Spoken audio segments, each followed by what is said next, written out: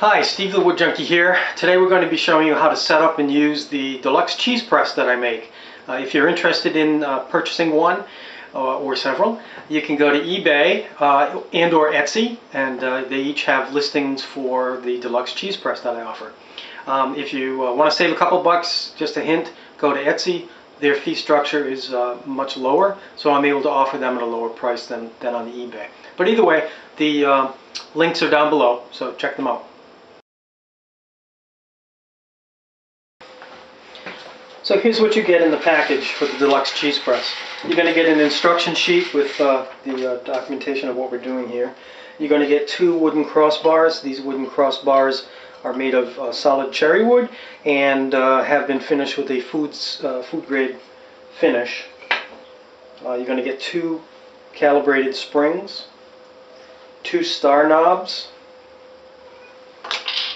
two threaded rods, and two nuts, machine nuts. I've already threaded these on the rods. Yours will come loose. You're going to need to thread them on the rods about 1/3 of the way from either end. You'll also get a step gauge, and the step gauge is going to come in later when we talk about how to set up the press for the pressures that we're looking for. So to begin with, first take the base, and the base is also a food safe finish, has a food safe finish on it. The base has a top and a bottom. This is the top. The small holes here indicate that this is the top of the press base. And the large diameter flanges on the hardware indicates that's the bottom. So flip this over so the small holes are facing up.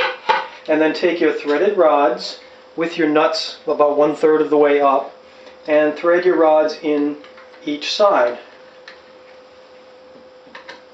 So now you have two uprights with the nuts about 1/3 of the way. Okay, so the next step is to take either of the crossbars and drop them over the top of each of the threaded rods. Now you can see what the nuts are for. The nuts essentially just let us rest.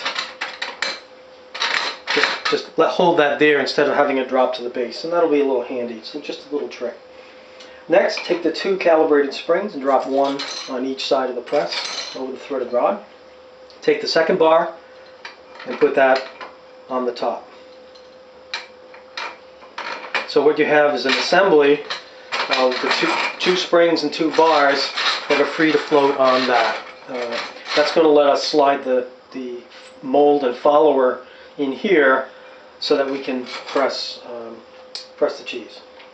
The next step is to take the threaded star knobs and spin them on to each of the sides.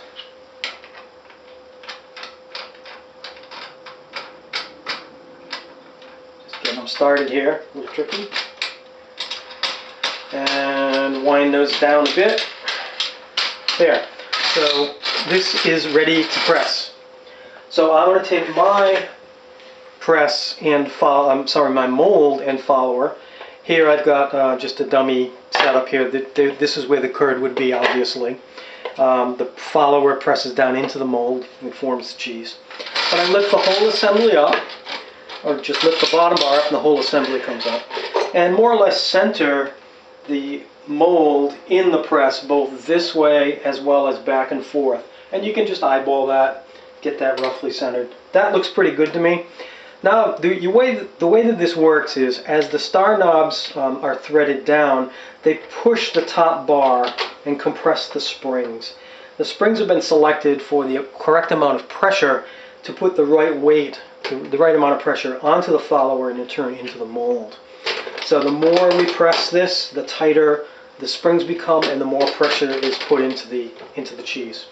So first thing I'm going to do is spin these down till they're snug, and it's very easy just to let them rip. So the critical part of this is using the step gauge. And the step gauge has an indication from 10, 20, 30, 40, and into 50. And this represents the pressures that we can set within the press. The way it works is we set the bottom of the gauge onto the bottom bar and then tighten the top knob until the gap closes to be firmly into the step that we're looking for. So I've got that set at 10 right now. Set one side and then the other. This is a little tight, I'll loosen it up.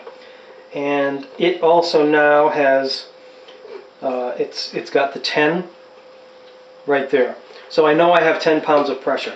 Now if I have cheese in this, curds in this, it will compress. And as it compresses, the springs lengthen and you'll need to recalibrate this. So again, just put the gauge on there and spin it down until you hit that pressure mark that you're looking for. So if I wanted to put 30 pounds of pressure on, I want to compress the spring until it uses that much up. So I have to, and I'll use a shortcut here, I'll approximate the amount that I'm looking for and then rapidly spin the knob down and put the gauge back in. So I'm almost at the 30. I had pretty good luck with that. But let me spin that now until I hit the 30 step just right. And on this side it needs a little more. So I'll just continue to turn that until it hits 30. And there you go, just like an old feeler gauge in setting a spark plug gap in the old days. So that's it. The press is ready to go.